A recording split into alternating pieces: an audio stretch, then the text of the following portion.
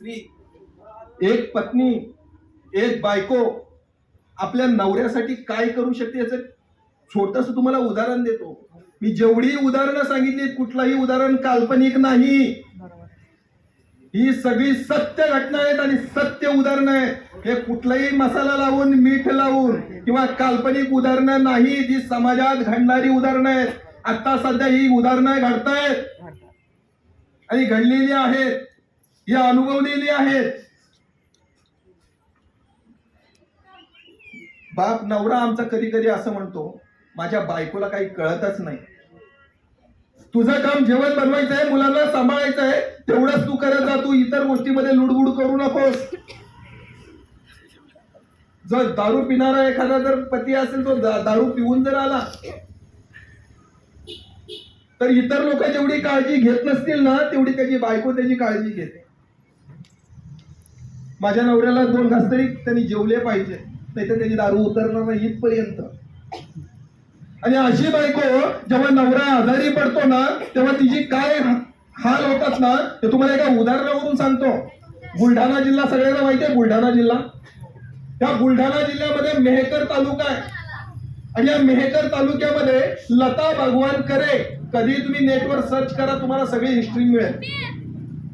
या मेहकर गावामध्ये लता भगवान करे नावाची एक 65 वर्षाची माऊली राहते. नवरा 70ला टेकलेला, 3 मुली, मुलींची लग्न झाली. आयुष्यभर जेवढं काही कमावलं होतं सगळं मुलींच्या लग्नामध्ये खर्च करून टाकलं. आता फक्त नवरा आणि बायको दोघेही दुसऱ्याच्या शेतामध्ये कामाला जायचे, दिवसभर काबाड कष्ट करायचे. त्याच्यामधून जेवढं काही मिळेल त्याच्यामध्ये त्यांचा अगदी आनंदात चालला होता. आणि अशा आनंदात दिवस चाललेले असताना एके दिवशी नवरा आजारी पडतो. नवरा आजारी पडल्यानंतर त्या माऊलीच्या डोक्यामध्ये प्रकाश पडतो, आता नवऱ्याचा आजार आहे. एकतर आपण हातावर पोट कमावणारी माणसं आहोत, आपल्याकडे पैसा नाही, नवऱ्याचा तर इलाज केला पाहिजे, त्याला दवाखान्यात नेलं पाहिजे.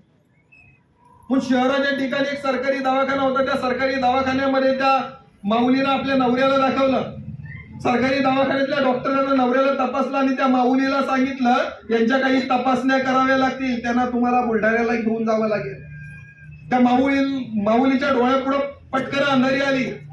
आणि आम्ही जर हातावर जर पोट कमवत असू आणि इथून जर मला बुलढाण्याला जर माझ्या नवऱ्याला दवाखान्यात जर घेऊन जायचं असेल, पैसा आणावा कुठून, काय करावं. तरी ती हिंमत करते, गावामध्ये येते, 2-4 लोकांकडून पैसे गोळा करते, नवऱ्याला घेते आणि बुलढाण्याला जाते.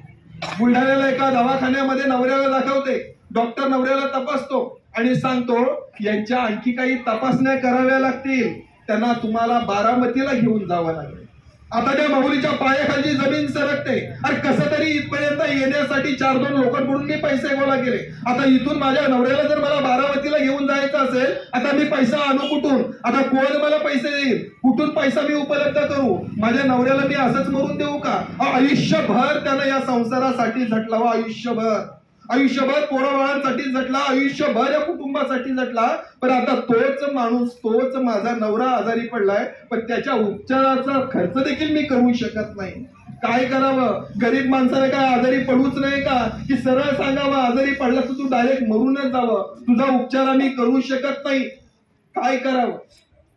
ते माऊली आतल्यात गडबडत राहिली, आतल्यात रडत राहिली. कुठून आणू पैसा, कसा माझ्या नवऱ्याला बारामतीला घेऊन जाऊ, कशा याच्या मी तपासण्या करू, कसा याला मी आजारातून बाहेर काढू.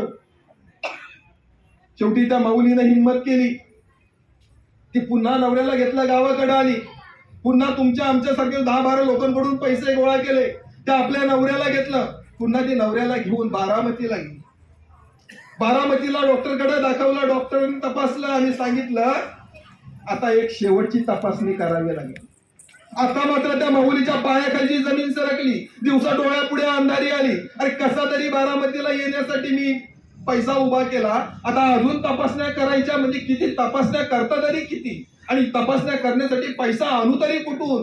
काय सांगावं नवऱ्याला, इथून जावं माघारी परत, घरच्या घरी जा, घरच्या घरी मर, असंच सांगावं लागेल. कसा याचा मी उपचार करू. ती माऊली आतल्यात रडत राहिली, अश्रू ढाळत राहिली.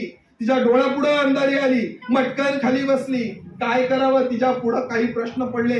तिने शेवटी डॉक्टरला विचारलं, पण डॉक्टर या शेवटच्या तपासणीला खर्च किती येईल. आणि डॉक्टरांना खर्चाचा जो आकडा सांगितला तो आकडा ऐकून तिला चक्कर आली.